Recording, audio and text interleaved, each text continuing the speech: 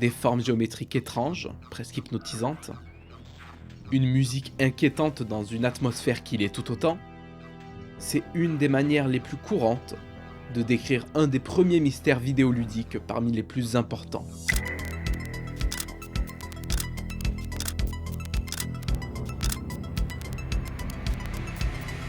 Depuis le début des années 2000, une rumeur circule évoquant une borne d'arcade unique en son genre. Elle émerge en 1981 et elle porte le doux nom de Polybius. La machine, d'apparence anodine et habillée d'une simple peinture froide et noire, serait à l'origine de plusieurs événements aussi étranges que tragique. Lors de sa mise en service, seulement dans l'état de l'Oregon à Portland, la plupart des gens qui essayaient Polybius étaient profondément marqués. Certains ressentaient des malaises, d'autres étaient victimes de symptômes physiques allant de la nausée aux convulsions alors qu'ils jouaient au jeu, et d'autres effets, qui eux sont plus psychologiques, ont fait leur apparition, que ce soit de l'addiction, une obsession, ou a même marqué les gens au point de provoquer de l'angoisse, des terreurs nocturnes, ou même de l'amnésie après leur expérience avec le jeu. Des joueurs plus touchés par le contenu troublant de Polybius ont eux trouvé la mort quelque temps après un contact avec la machine. Puis, de manière aussi mystérieuse qu'elle était apparue, Polybius disparut, sans jamais laisser de traces derrière elle. Elle s'est juste volatilisée et deviendra introuvable à tout jamais. Vous vous posez probablement la question, comment une simple expérience vidéoludique pourrait-elle déchaîner de telles catastrophes? Des crises d'épilepsie, des nausées, des malaises, bon, on peut encore expliquer ça, hein, c'est pas pour rien qu'il y a des avertissements d'épilepsie photosensible. Mais la mort, ou même une obsession un peu obscure qui s'installe et qui rendrait les joueurs fous, c'est ici que Polybius commence vraiment à se démarquer des autres jeux. Et ça tombe bien parce qu'en fait, Polybius, ça ne serait pas un jeu, il serait plutôt le fruit d'une expérimentation. Cette borne énigmatique était en effet scrutée et surveillée par des hommes vêtus de noir, qui venaient souvent y prélever des données. L'objectif final de cette expérimentation demeure assez abstraite, mais des hypothèses suggèrent que Polybius implantait des messages et des indications subliminales et servait en fait d'essai gouvernemental pour approfondir les connaissances sur le contrôle et la manipulation psychologique. Et ce, à l'aide de signaux, de lumière, de sons qui auraient un effet sur notre psyché. À partir de là, les hypothèses vont dans tous les sens, les gens ont envie de donner à Polybius un objectif, mais en vrai, avant de chercher à donner un sens à Polybius, est-ce qu'on chercherait pas à donner un sens aux origines de cette légende? Parce que Polybius, c'est avant tout une légende. Évidemment, c'est une légende qui fascine, qui fait fantasmer les gens, mais ça reste rien de moins qu'un mythe. Ce que je veux dire, c'est que pour qu'une histoire comme celle-ci puisse exister, il faut des éléments déclencheurs. Quelque chose qui en est à la genèse, à moins que ce soit vraiment juste un canular monté de toutes pièces, mais ce que je veux dire, c'est qu'avec l'ampleur que ça a eu, et le fait que la légende a poussé des gens à enquêter pendant des années, on peut, si on cherche, forcément trouver des informations qui nous disent comment ce mythe est né et s'est propagé. Et avec ça, on devrait être en mesure de savoir si oui ou non Polybius a réellement existé. Et s'il a existé, est-ce que les récits qui circulent à son sujet sont véridiques? Vous l'avez compris, c'est ce qu'on va voir dans cet épisode de Chromique, qui à la base n'était pas du tout censé en être un, vraiment, j'étais juste censé faire une petite vidéo tranquille, mais souvent, lorsque je veux faire des petites vidéos tranquilles, elles se transforment en vidéo d'1 heure. Bon, il y a un jour où je vais sévir. Je vous en prie, installez-vous confortablement, mettez-vous dans l'ambiance, parce qu'on va tout de suite partir aux origines de Polybius. Générique.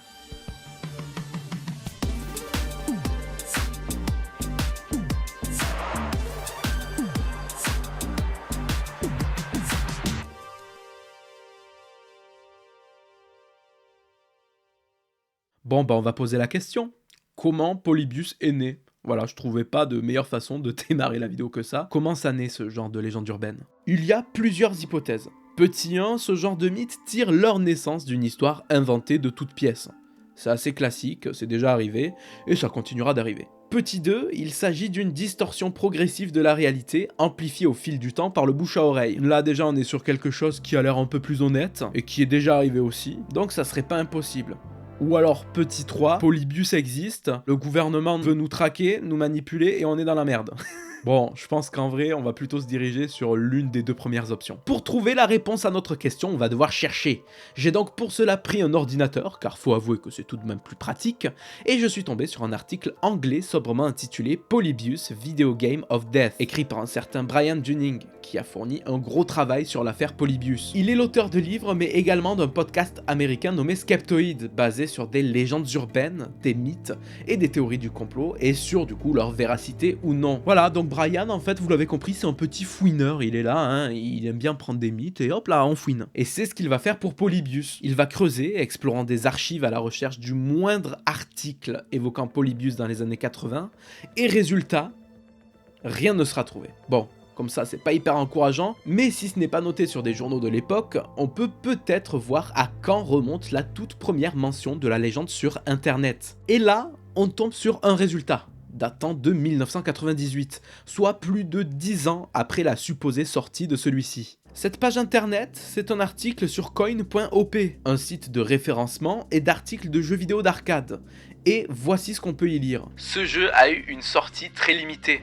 Seulement une ou deux salles d'arcade dans la banlieue de Portland l'avaient. Il y a eu toutes sortes de récits étranges sur les enfants qui y ont joué et qui sont devenus amnésiques par la suite, ne se souvenant plus de leur nom ou de l'endroit où ils vivaient. Selon un opérateur qui dirigeait une salle d'arcade équipée d'un de ces jeux, des types en blouse noire venaient récupérer des enregistrements sur les machines. Ils ne s'intéressaient pas aux pièces de monnaie ou à quoi que ce soit d'autre, ils collectaient tout simplement des données sur la façon dont le jeu était joué. Celui-ci était bizarre, un peu abstrait, il contenait de l'action rapide avec des éléments de puzzle, et certains des enfants y ayant joué ont définitivement arrêté de jouer aux jeux vidéo par la suite. Certains sont même devenus des porte-paroles de la croisade anti-jeux vidéo. Nous avons contacté une personne qui affirme que les machines ont disparu au bout d'un mois environ et que personne n'en a plus jamais entendu parler. Donc le premier résultat de Polybius, qui est le plus vieux, est déjà quelque chose vachement ancré dans de l'abstrait et dans de la légende urbaine en fait. Néanmoins, il y a des choses qui nous semblent plus concrètes dans la façon dont c'est raconté. On nous parle même d'une ROM, donc d'une copie du jeu qui existerait, bien que pourtant sur internet il n'en existe aucune, et une image, donc qui doit être un screen sans doute de cette ROM officielle, qui est du coup l'écran titre de Polybius. Et là, avec cette image, on est déjà dans quelque chose de plus réel. On peut y apercevoir le logo, mais surtout autre chose, quelque chose de plus intéressant, le nom de ce qui semble être les développeurs de Polybius, Cineslotion Incorporated. Et c'est de cet article sur coin.op que des partages vont être faits sur des réseaux Usenet, donc vraiment une plateforme pionnière de la discussion en ligne qui en gros est l'ancêtre des forums. Et de partage en partage, de discussion en discussion, ça ira jusqu'aux oreilles d'une personne qui, elle, va se sentir impliquée dans Polybius. Cette personne, c'est une certaine Kat Despira, une journaliste qui en 2012 va grandement s'intéresser et s'investir dans la recherche de Polybius, une affaire qui va lui sembler familière car elle a grandi à Portland et a fréquenté dans sa jeunesse les salles d'arcade locales, celles où justement Polybius serait apparu. Rien de tel pour plonger comme il se doit dans l'affaire que d'y être avec une personne qui était là au moment présumé des faits. En fait, ce qui va la piquer, notre chère Kat, c'est surtout que bah merde, elle a jamais entendu parler de telle chose. Elle n'a à aucun moment entendu parler de Polybius dans les années 80. Néanmoins, elle va quand même creuser quelques pistes qui vont soulever de nombreux points qui pourraient expliquer comment celle-ci a pu naître dans l'esprit général des gens. D'abord, l'année 1981 n'est pas choisie au hasard. Elle coïncide avec des événements qui ont pu marquer les esprits et contribuer à la création de l'idée même de Polybius. Revenons déjà dans un premier temps sur cette esthétique assez singulière qui est attribuée au mythe. On nous montre des formes géométriques kaléidoscopiques, hypnotisantes certes, mais qui peuvent être mises en comparaison avec un autre jeu d'Atari, lui aussi sorti en 1981. Tempest, un jeu qui était connu pour sa difficulté, mais qui a quand même eu une certaine popularité, qui lui a permis d'être donc distribué dans plusieurs salles d'arcade, dont à Portland la même année. Seulement, c'est aussi en 81 et c'est aussi à Portland que celui-ci va attirer l'attention de la pire des manières. Le 27 novembre 1981, Michael Lopez, 14 ans, passait une après-midi tranquille dans la salle d'arcade locale avec ses amis, où ils jouaient tous à Tempest. Ils étaient dans l'optique chacun de s'affronter, tester leurs réflexes et savoir un peu qui est le plus fort sur ce jeu, qui demande tout de même une certaine concentration, mais également, et on va le voir, une certaine résistance au flash lumineux de la machine. Et vous réalisez tout de suite qu'à partir de cette seule phrase-là, ça commence déjà à puer. Vient le tour de Michael. Il s'approche de la cabine, insère une pièce pour lancer la partie, et pose ses mains sur les boutons. On y est, il va enfin pouvoir montrer à ses potes son niveau sur Tempest. La partie se déroule parfaitement au début, il semble n'y avoir aucun souci, mais peu à peu, Michael va sentir sa santé se dégrader. Sa vision devint floue, des vertiges l'assaillirent, et un mal de crâne intense commence à s'emparer de lui. Il va soudainement abandonner la cabine, titubant vers la sortie de la salle, où, une fois à l'extérieur, il va commencer à vomir sur le parking. Un ami va le raccompagner jusqu'à son domicile, mais ça n'empêchera pas la douleur d'atteindre son paroxysme. Sur la pelouse d'un voisin, à quelques pâtés de maison de chez lui, il s'effondra, en hurlant et en se tordant de douleur. Michael venait de vivre sa toute première crise de migraine, un épisode qui allait inaugurer d'autres crises qui le suivront pendant le reste de sa vie. Mes amis étaient totalement perturbés, ils étaient convaincus que le jeu m'avait fait du tort. Lorsque je suis retourné en cours, les gens disaient que le jeu était dangereux. Je leur ai dit « Non les gars, c'est juste une migraine ». Mais ils ont pensé que puisque j'allais parfaitement bien jusqu'à ce moment-là, c'était forcément le jeu qui était à l'origine de tout ça. Et à chaque fois que j'ai eu une migraine par la suite, ils m'ont dit « Gars, ce jeu t'a foutu en l'air ». Après avoir entendu ce qui m'était arrivé, j'ai vu des gens qui ne voulaient plus du tout jouer à Tempest. Ils jouaient à tous les jeux, sauf à celui-là. Parce qu'ils pensaient tous vraiment que celui-ci avait endommagé mon cerveau. Il y avait aussi ceux pour qui il était devenu comme un défi à relever. Mais après les événements, il était très difficile de le trouver. La cabine a fini par disparaître pendant un certain temps et j'ai toujours trouvé ça bizarre. Bon, c'est évident que ça allait susciter de telles réactions, c'est ce que je disais sur le bouche à oreille et sur le fait que ça crée un terreau fertile pour que des mythes comme Polybius puissent naître. Mais seulement, il y a un autre récit survenu dans la même salle d'arcade qui allait faire que ça ne va pas du tout aider à ne pas créer des mythes comme Polybius par la suite.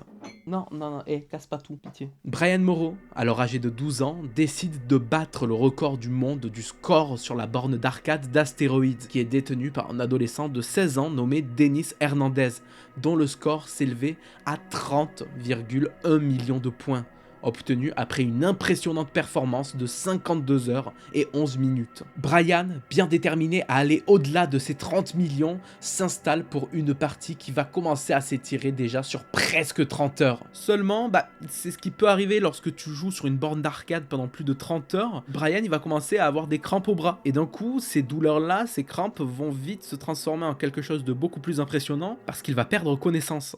Bon, après, pour Brian, il n'a pas forcément eu de séquelles sur le long terme, il me semble.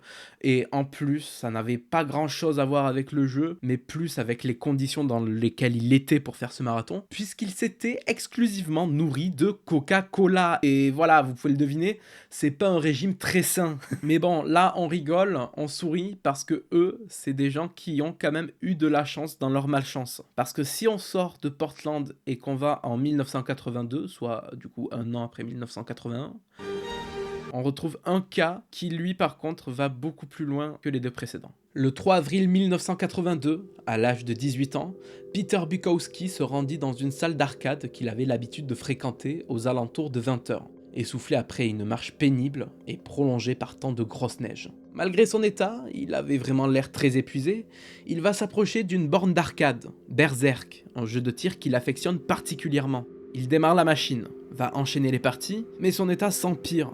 Il souffre alors de bouffées de chaleur, mais ça ne va pas plus l'alarmer que ça. Au fil de sa troisième partie, au moment d'inscrire son pseudo, un frisson va parcourir tout le corps de Peter. Il va reculer brusquement de la machine, un recul qui précédera une violente chute au sol. Les témoins autour ne peuvent qu'assister à la scène et rester totalement impuissants. Transporté d'urgence à l'hôpital, l'issue sera tout de même tragique. Il venait d'être victime d'une mort subite en jouant à Berserk.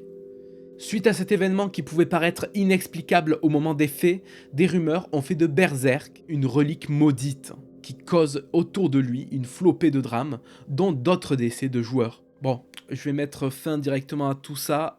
Berserk n'est pas un jeu maudit, voilà.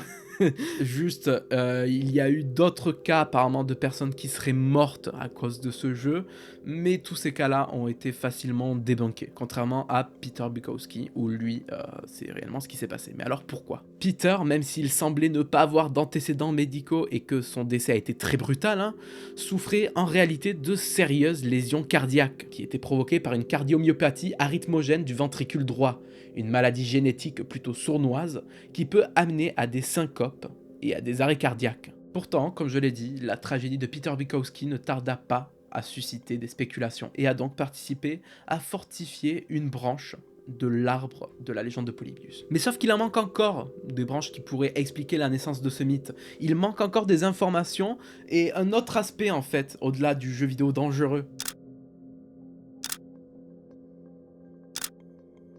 L'implication gouvernementale, les agents du FBI et les hommes en noir qui rôdent près de Polybius pour recueillir des informations. Ça fait rêver, ça donne l'impression d'être dans un épisode de X-Files, d'être dans une grosse théorie du complot qui s'étend au-delà de tout ce que nous pensons connaître, et donc forcément rajoute un voile assez mystique, pouvant nous faire partir dans toutes sortes de théories. Mais là aussi, tout semble être le fruit d'un remix habile d'événements réels. Revenons à Portland en 1981, ça faisait longtemps, on en avait tous envie, voilà, on y retourne.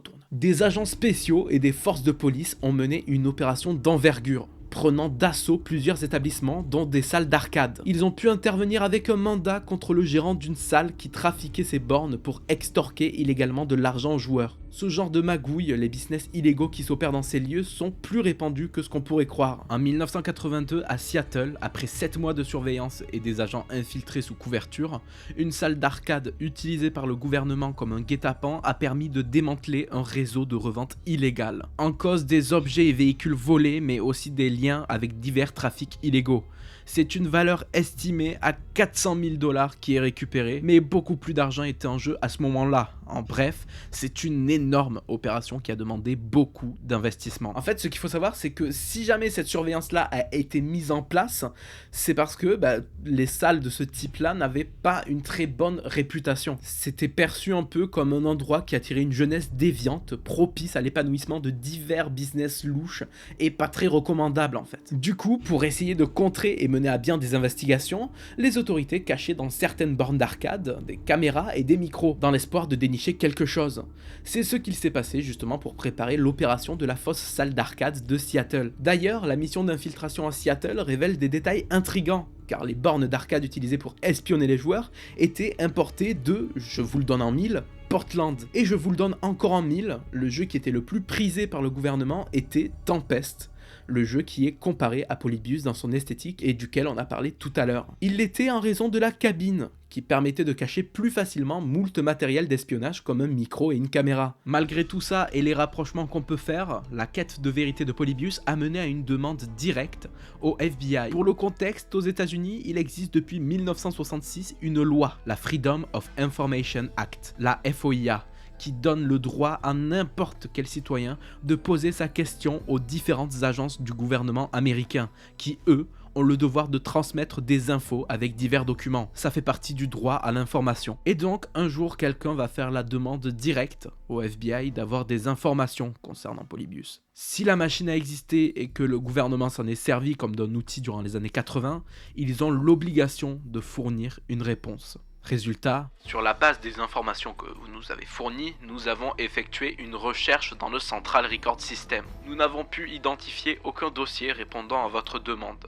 Si vous avez des informations supplémentaires concernant l'objet de votre demande, veuillez nous fournir ces détails et nous effectuerons une recherche supplémentaire. Ce papier vient de briser tous les fantasmes. Mais maintenant, imaginez seulement ce qui se passe dans la tête d'un enfant ou tout simplement d'une personne facilement impressionnable qui fréquente assidûment sa salle d'arcade à Portland. Une borne d'arcade aux lumières et formes hypnotiques, ayant prétendument rendu gravement malade un joueur à vie, des agents fédéraux et des policiers intervenant régulièrement et qui pouvaient potentiellement, on imagine, manipuler certaines machines, les histoires de descente dans d'autres salles en dehors de Portland, des jeux maudits qui tuent des gens, en fait ça peut aller hyper vite. Donc on modifie, on mélange des éléments, et c'est comme ça que des années plus tard on peut se retrouver avec des histoires comme celle de Polybius, qui est soit un souvenir modifié, soit une histoire montée de toutes pièces, mais qui reste inspirée par tous ces événements. Donc de ce qu'on a vu et de ce que Kat Despiro a mis en lumière, Polybius n'est qu'une invention, et ce, quelles qu'en soient les véritables intentions des créateurs du mythe.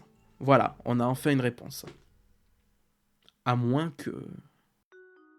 Vous vous souvenez de cette page? Cette page internet qui a été la première à mentionner Polybius prétendument en 1998? Eh bien le 20 mars 2006 sera publié un commentaire sur cette même page d'un certain Stephen Roach. Je pense qu'il est temps que je mette fin à cette histoire, même si les spéculations sont amusantes. Je m'appelle Stephen Roach, et je suis principalement basé en République tchèque. Cineslotion était une société créée en 1978 par moi-même et plusieurs autres programmeurs essentiellement amateurs. En 1980, une société sud-américaine dont nous tairons le nom pour des raisons juridiques, nous a contactés pour développer une idée de jeu d'arcade avec un élément puzzle centré sur une approche inédite de graphisme pour un jeu vidéo. La société ne pouvait pas être plus heureuse et nous pensions tous que nous étions sur le point de réaliser quelque chose de très spécial. Mais nous avons ensuite reçu un appel téléphonique, nous informant que la société s'inquiétait du fait que certes, ok, les graphismes de base qui figuraient en bonne place dans tant d'autres jeux de l'époque permettaient aux joueurs moyens de passer des heures sans inconvénients physiques ou mental notable, mais que par contre, les effets du gameplay intense et captivant restaient eux inconnus. Ça a fait que le jeu a été repoussé de plusieurs mois en raison d'avis partagés au sein du conseil d'administration. À notre grande consternation bien sûr, car nous nous étions démenés pour terminer le jeu à temps. Nous avons reçu des chiffres encourageants sur les tests du jeu et on nous a dit que celui-ci ferait l'objet d'une sortie limitée temporaire, ce qui nous a beaucoup encouragés, mais peu de temps après, nous avions appris une terrible nouvelle. Un garçon de 13 ans du Lloyd District de Portland dans l'Oregon avait été victime d'une crise d'épilepsie en jouant au jeu, 6 jours seulement après que les machines eurent été installées. L'un des principaux employés que je connaissais très bien m'a contacté pour me dire que cela avait provoqué un immense mouvement de panique dans toute l'entreprise, qui estimait avoir créé un monstre. Tout a été mis en œuvre pour retirer le jeu du domaine public le plus rapidement possible.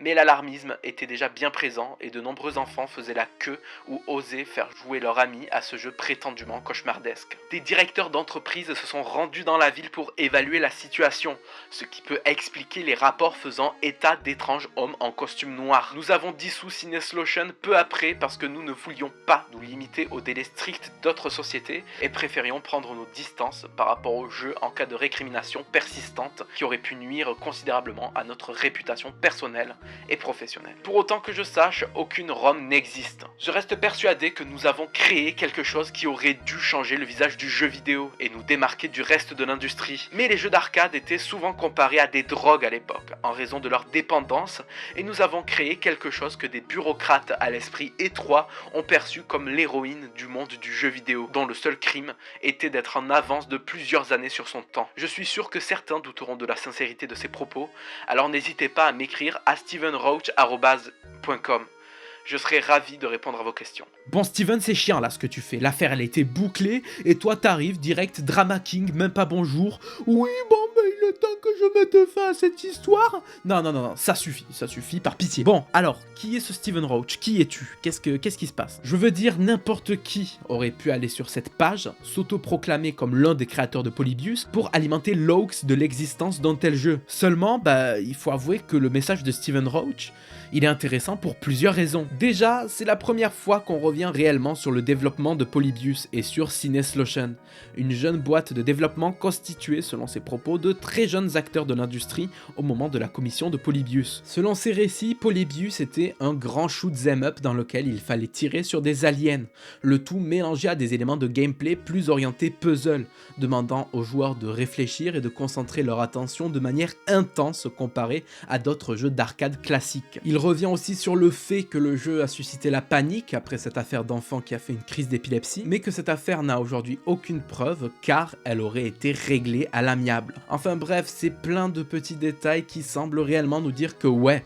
en fait, Polybius, ça a existé. C'était pas un jeu qui avait pour vocation de manipuler ou de faire du mal à qui que ce soit. Au contraire, Stephen Roach apparaît comme un créateur passionné qui, dans sa jeunesse, a conçu un jeu avec des aspects novateurs, mais qui a malheureusement eu des conséquences néfastes inattendues, ce qui a poussé sa disparition dans le monde du jeu vidéo. Mais il y a quand même des points bizarres dans cette histoire. Revenons sur Cineslotion, le nom de la société souvent attribué à la légende de Polybius. Ce nom, avec une consonance allemande, est une combinaison de deux mots allemands. Cines signifiant sens et Lotion signifiant effacer ou supprimer. En traduction littérale, le nom de Cineslotion serait donc supprimer sens. Et c'est gros en fait. On est d'accord là-dessus, c'est vraiment un élément digne d'une creepypasta de 2012. Et tous les articles que j'ai pu voir sont d'accord pour dire que personne n'ayant des connaissances en allemand irait nommer quoi que ce soit comme ça en fait. C'est juste vraiment une traduction digne d'un Google Translate fait à 2h du mat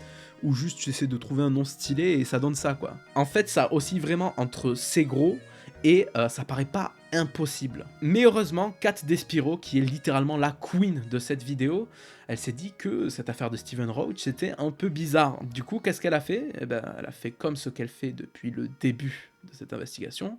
Elle va creuser, chercher et donc trouver des choses. Pendant ses recherches, elle va avoir un profil d'un seul Stephen Roach existant et ayant un lien avec la République tchèque, comme il a pu le dire. Mais sauf que ce profil-là est assez perturbant, car il est en réalité plus proche d'un manipulateur que d'un développeur retraité. Derrière Stephen Roach se cache un ancien policier et agent de sécurité relié à une organisation, la Worldwide Association of Specialty Programs and Schools, donc on va dire la WWASP. Cette association, située dans l'Utah, regroupe plusieurs autres organisations, établissements, associations travaillant ensemble pour offrir des écoles, des internats et autres lieux de ce genre spécialisés pour des enfants et des adolescents en difficulté. Et si sur le papier comme ça tu peux te dire que c'est une bonne chose, eh bien en fait c'est tout l'inverse. Et c'est ici que les choses vont prendre un tournant plutôt horrible. La plupart des établissements et des programmes qui bossaient avec la WWASP ont fermé en raison de pratiques abusives. C'était juste des endroits hostiles, dirigés par des personnes nauséabondes et aux objectifs douteux. L'éducation et l'accompagnement n'étaient qu'un prétexte, la plupart du temps pour exécuter des comportements psychologiques et physiques clairement abusifs. Stephen Roach et sa femme sont liés à la WWASP en tant que créateurs de 2 établissements. Le premier, appelé Sunrise Beach, situé au Mexique, était un internat réservé aux jeunes filles.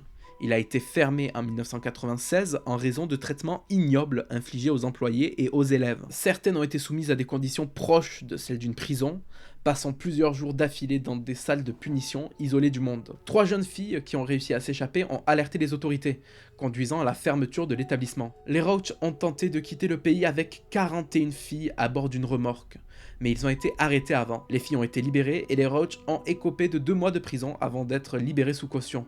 Ils finiront par quitter le pays. Évidemment, après cette expérience, bien sûr, Stephen Roach va arrêter ses délires. Non, dans aucun univers parallèle, ça se passe comme ça. Avec sa femme, ils ont ensuite créé en 1988 la Morava Academy en République tchèque, là où ils se sont installés. Il s'agit d'un internat servant de camp de redressement pour des jeunes en difficulté.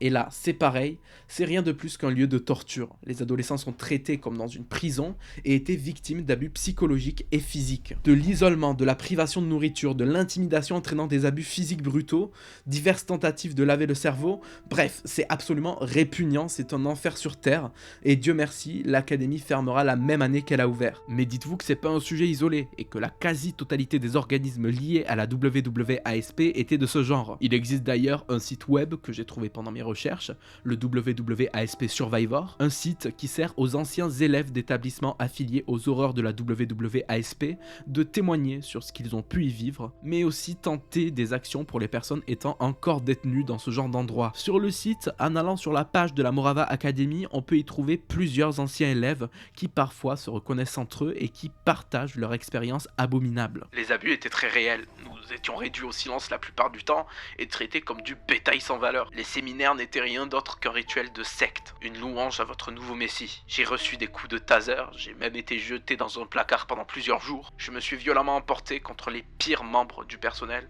et j'ai souvent pris la responsabilité de certaines choses pour sauver les autres. J'ai presque tué Steven avec mon propre taser au 5e étage. Je tiens à préciser que les abus étaient réels, que le lavage de cerveau était plus qu'effrayant et que le personnel est coupable d'abus émotionnels et physiques ainsi que d'abus sexuels. Stephen Roach sera arrêté en novembre 1998 avec une liste d'accusations absolument dégueulasse, comportant tous les abus possibles. Mais pourtant, il ne sera pas jugé. Avec sa femme, il réussira à quitter la République tchèque et ils disparaîtront à tout jamais. L'ISAC, le Centre d'analyse et de partage de l'information, semble nous indiquer qu'aujourd'hui encore, Stephen Roach et sa femme sont en liberté.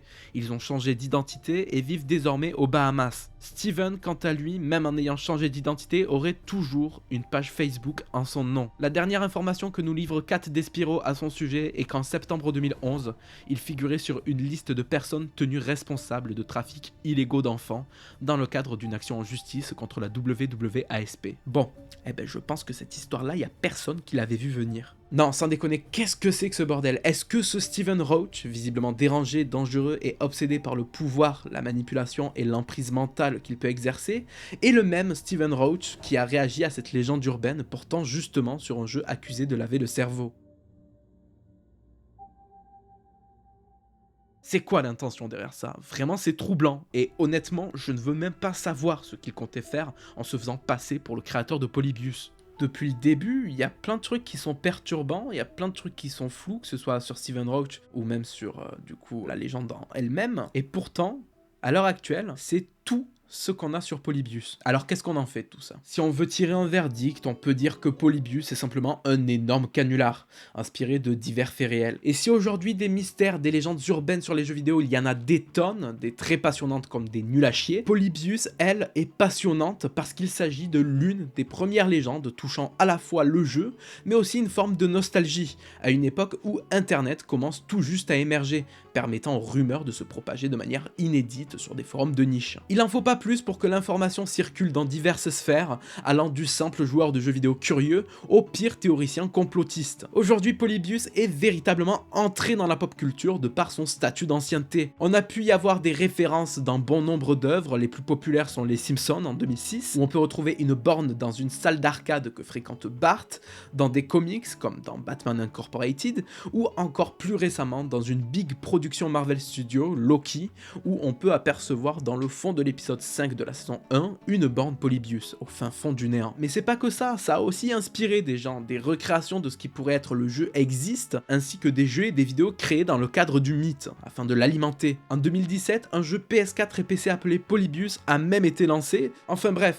La légende est bien ancrée, et si on peut, grâce à la magnifique enquête de Kat Despiro qui est en description, savoir que Polybius est faux, et que les personnes qui disent en être à l'origine sont des opportunistes probablement dangereux ou des trolls, c'est quand même intéressant de voir comment une légende aussi solide se construit, et comment en fouillant on peut tomber sur des dingueries comme cette histoire de Stephen Roach, où j'ai toujours du mal à y croire. Merci à vous tous d'avoir suivi cette vidéo, j'espère sincèrement qu'elle vous a plu. Si c'est le cas, vous pouvez me le dire en commentaire, si vous voulez réagir, n'hésitez pas à mettre un petit pouce bleu, tout ça, vous connaissez la chanson. On n'est pas à l'abri que une ou deux informations soient tronquées, parce qu'évidemment, dans ce genre de cas, dans tout ce qui est flou, comme ça, comme les légendes urbaines et tout, on peut pas tout prendre comme acquis, même dans les informations qui nous sont données, parce que bah, du coup, là, on est vraiment sur des blogs qui tirent leurs informations de vieux journaux qu'ils ont vus à l'époque. Enfin, c'est un bordel pas possible.